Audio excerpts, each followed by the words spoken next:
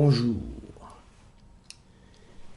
Mémoire sur la maladie du seigle, dite ergot, dans le nord de la France, et son influence mystique sur la société du Haut Moyen-Âge, à travers l'analyse tridimensionnelle psychophysique des peintures de Jérôme Bosch.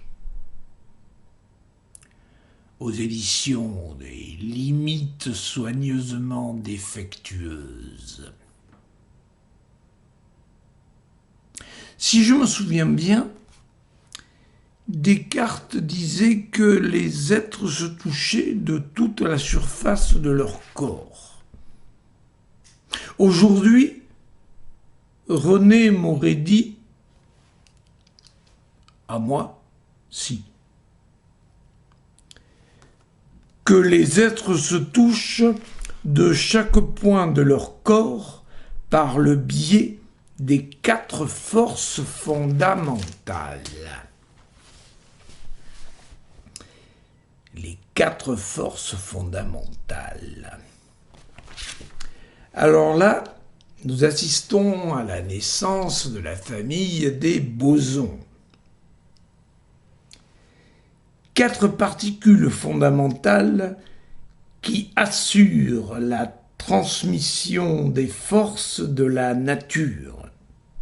Les forces de la nature, nous avons la force forte, celle qui maintient ensemble, unis, le fluide noyau de l'atome, la gravitation,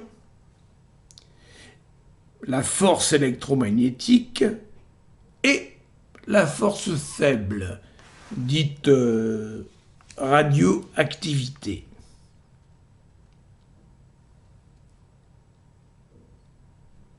Le premier fils de la famille pourrait dire le graviton. Je dis on pourrait dire parce que il n'a pas encore été observé, mais être censé véhiculer la force de gravité, infinie, mais des milliards de fois plus faible que les autres. Ensuite, nous avons le gluon, porteur de la force forte, qui maintient les masses fluides qui composent le noyau de chaque atome de l'univers. La plus grande force forte, mais de courte distance, le noyau lui-même. Comme autre fils, nous avons le photon, grain élémentaire de la lumière, porteur de la force électromagnétique, et sa sœur siamoise, Electra. On peut l'appeler comme ça. Sympa. 2 visages du même être, infinie, tout fonctionne grâce à elle, présente en tout l'univers, de chaque atome, molécule, corps ou galaxie. Parfois, je me mets à l'écoute. Ça vient des voix de la lumière de Trinh Xuan Tuan.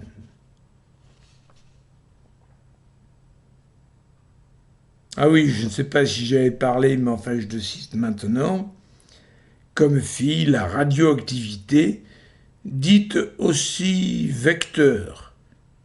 Mais nous l'appellerons radio faible, mais qui désintègre la matière et en recrée une autre. Disons l'activiste radio.